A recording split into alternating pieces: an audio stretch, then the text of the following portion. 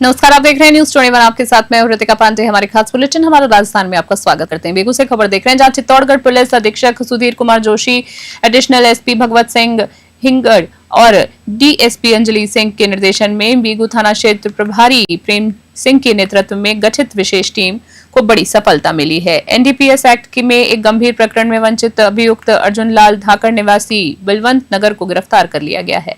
इस विशेष टीम में कांस्टेबल मनोज कुमार, प्रीतम कुमार और सोनाराम ने अहम भूमिका निभाई। बेगू से मदन मीणा की रिपोर्ट।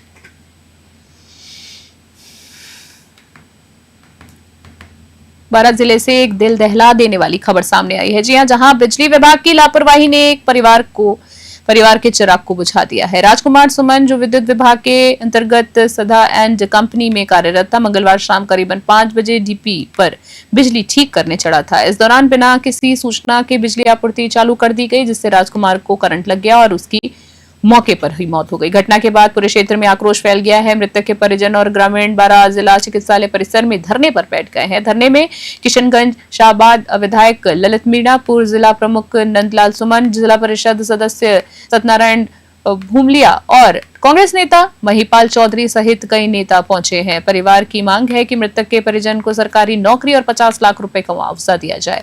अब तक कोई भी प्रशासनिक अधिकारी मौके पर नहीं पहुंचा है, जिससे लोगों में और भी ज्यादा नाराजगी है। ग्रामीणों ने चेतावनी दी है कि अगर जल्द कार्रवाई नहीं की गई तो आंदोलन तेज किया जाएगा। बारां से हरीश शर्मा की ग्राउंड रिपोर्ट। कल शाम को 4-5 बजे 4-5 दिन पहले भारी बारिश हुई बारां जिले में और किशनगंज शाहबाद में। तो भंवरगढ़ की लाइटें पिछले 3 दिन से बंद थी और विद्युत विभाग उसको सुधार रहा था और नदी इतनी तेज आई कि मालोटी और उधर के खंभे बह गए, 35-40 खंभे ट्रांसफार्मर बह गए। डिपार्टमेंट लगा हुआ था। इसी दौरान हमारे विद्युत विभाग का हमारा ये राजकुमार सुमन जो शटडाउन लेके इसको ऊपर लाइट सही करने गया था और भंवरगढ़ की लाइट केलवाड़ा एफआरटी से जोड़ रहे थे। तो अय्यन साहब वहाँ मौजूद थे और इसी दौरान ये लाइट चालू हुई, तो चालू होते ही वो वहाँ चिपक गया। पोखरण से एक संवेदनशील मामला सामने आया है, जहां विधायक और धर्मगुरु महंत प्रतापपुरी की एक माफी चाहेंगे सोशल मीडिया पोस्ट पर अभद्र टिप्पणी की गई है। इस मामले को लेकर भाजपा के वरिष्ठ नेताओं ने विधायक कार्यालय में पत्रकार वार्ता आयोजित की है। पूर्व विधायक शैतान सिंह राठौड़ और सांग सिंह भाटी ने इस प्रेस वार्ता में कहा है कि महंत प्रतापपुरी पर की गई टिप्पणी न सिर्फ अशोभनीय है, बल्कि पूरे समाज की भावनाओं को ठेस पहुंचाने वाली है। उन्होंने कहा है कि विधायक के साथ साथ एक धर्मगुरु पर इस तरह की टिप्पणी करना घृणित कृत्य है, साथ ही जो असामाजिक तत्वों की मानसिकता को भी दर्शाता है। पोखरण से भूपेंद्र राणा की रिपोर्ट। तो आज से 50 वर्ष पहले कांग्रेस के द्वारा देश में संविधान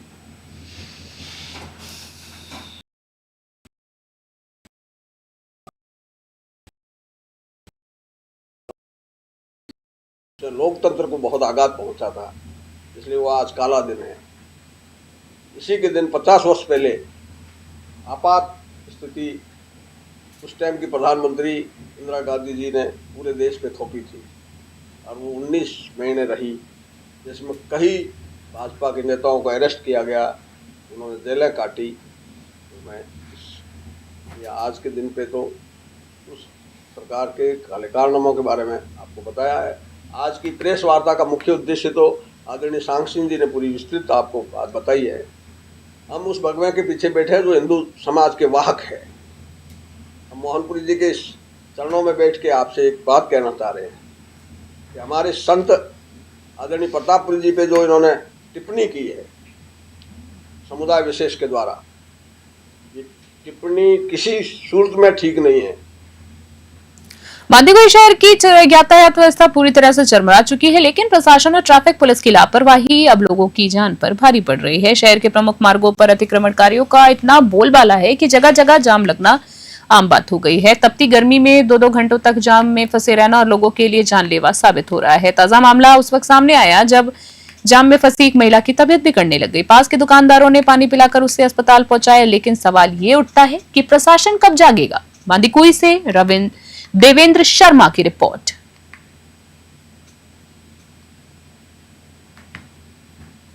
नाथद्वारा से खबर नगर पालिका द्वारा लिए जा रहे कचरा संग्रहण शुल्क के विरोध में आज कांग्रेस पार्टी ने जोरदार प्रदर्शन किया है। नगर कांग्रेस अध्यक्ष दिनेश एम जोशी के नेतृत्व में बड़ी संख्या में कांग्रेस जन इकट्ठा हुए और नगर पालिका प्रशासन के खिलाफ नारेबाजी करते हुए ज्ञापन सौंपा है। प्रदर्शन के दौरान महिला कांग्रेस अध्यक्ष गौरी चौधरी, पालिका के निवर्तमान अध्यक्ष मनीष राठी, उपाध्यक्ष श्यामलाल गुर्जर, वरिष्ठ नेता हरिदत्त व्यास, गुलाब दुर्गावत, सुरेश भाटिया, चंद्र सिंह कोठारी, राकेश वर्मा, कमलेश कुमावत, विशाल उपाध्याय और अन्य नेता मौजूद रहे। प्रदर्शनकारियों ने इसे जजिया कर बताते हुए आम जनता पर थोपा गया अव्यवस्थित और अनावश्यक आर्थिक भार बताया है। इस दौरान महिलाओं की भी उल्लेखनीय भागीदारी रही। कांग्रेस जनों ने चेतावनी दी है कि यदि ये शुल्क वापस नहीं किया गया तो नाथद्वारा में जन आंदोलन और तेज किया जाएगा। नाथद्वारा से ब्यूरो रिपोर्ट। बिल्कुल आ रही है। क्या किस तरीके की आप उनके कचरा संग्रह पर जो नगर पालिका द्वारा कर लगाया जा रहा है वो बिल्कुल गलत है। हमने हमारे कार्यकाल में 5 साल में किसी तरह का कर नहीं लगाया, जनता पे किसी तरह का बोझ नहीं दिया जनता को। और मैं प्रशासन और आयुक्त महोदय और राज्य सरकार को ये चेतावनी देना चाहता हूँ कि अगर 3 दिन में इस कर को नहीं हटाया गया, अनिश्चितकाल हड़ताल नगर पालिका नाथद्वारा में की जाएगी। आज जो ज्ञापन दिया है, जिसको लेकर आपने ज्ञापन दिया है, इस पर अगर कोई कार्रवाई नहीं होती तो क्या अगला एक्शन होगा? अगला एक्शन यही है, हम अनिश्चितकाल हड़ताल और धरना प्रदर्शन करेंगे। डीडवाना उपखंड के समीपवर्ती गांव ठाकरियावास में जलभराव की समस्या विकराल रूप ले चुकी है। ग्रामीणों ने एक बार फिर एडीएम को ज्ञापन सौंपकर अतिक्रमण हटाने और स्थायी समाधान की मांग की है। इसी बीच आपको बता दें, ग्रामीणों का कहना है कि ठाकरियावास से दुदोली जाने वाली सड़क के दोनों ओर खातेदारों ने बाड़ और ढोल लगाकर बरसात के पानी को प्राकृतिक बहाव रोक दिया है। वर्ष 2024 में इस रास्ते को बंद कर देने के बाद से गांव में लगातार जलभराव की स्थिति बनी हुई है।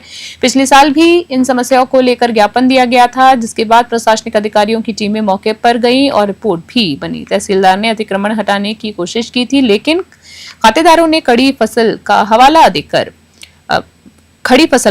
देकर समय मांगा और वादा किया कि फसल कटाई के बाद स्वयं अतिक्रमण हटा देंगे, मगर आज तक कोई कार्रवाई नहीं हुई है। इस बार भी हालात वही है, साथ ही पानी भरा है। मरीजों को पीएचसी सेंटर तक पहुंचाना मुश्किल हो गया है और मवेशियों को खेतों तक ले जाना भी चुनौती बन चुका है। डीडवाना से गुलाम नबी आजाद की रिपोर्ट।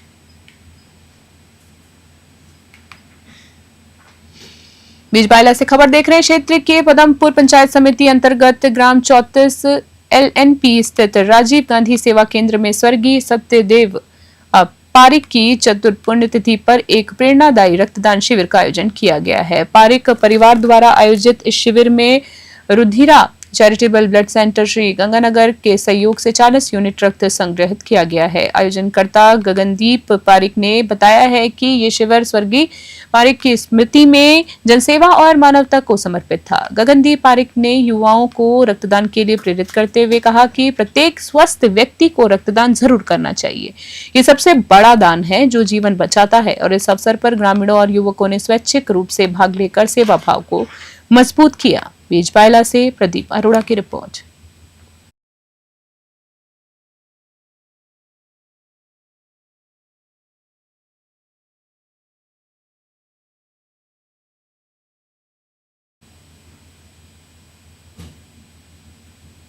श्रीमाधोपुर से खबर, जहां विश्व हिंदू परिषद के जिलाध्यक्ष मनोज बंसिया का श्रीमाधोपुर रोटरी भवन में सर्व समाज और संघ सामाजिक संगठनों के द्वारा एक साथ नागरिक अभिनंदन किया गया है। भारत निर्माण सम्मान से सम्मानित होने पर शहर के कई सामाजिक संगठनों ने मनोज बंसिया का भव्य स्वागत करते हुए उन्हें देश और समाज का गौरव बताया। श्रीमाधोपुर से रविकांत अग्रवाल की रिपोर्ट।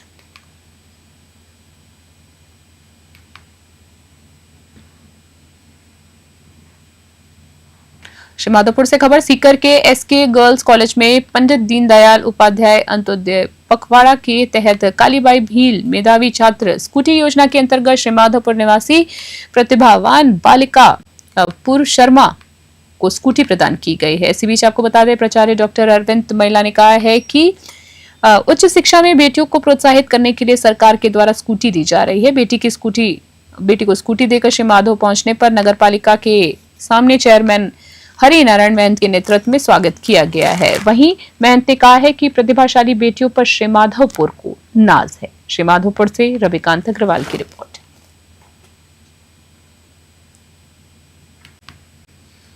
नाथद्वारा से खबर राजसमंद जिला कलेक्टर अरुण कुमार हसीजा ने पंडित दीनदयाल उपाध्याय अंत्योदय संबल पखवाड़े के तहत आयोजित हो रहे शिविरों की समीक्षा और आमजन को अपेक्षित लाभ पहुंचाने की दृष्टि से एक वीडियो कॉन्फ्रेंस लेकर समीक्षा की है। इस दौरान सभी लाइन विभागों के जिला स्तरीय अधिकारी वीसी रूम तथा सभी उपखंड अधिकारी, तहसीलदार, विकास अधिकारी, नगर पालिकाओं के ईओ आदि वीसी के माध्यम से जुड़े।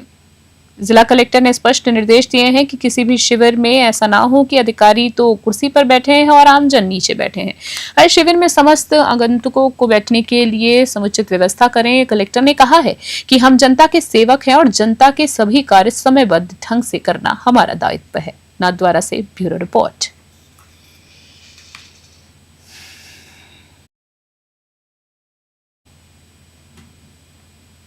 हम अभी के हमारे खास बुलेटिन में फिलहाल के लिए इतना ही। देश और दुनिया की बड़ी अपडेट्स के लिए देखते रहें और बने रहे हमारे साथ। तब तक के लिए नमस्कार।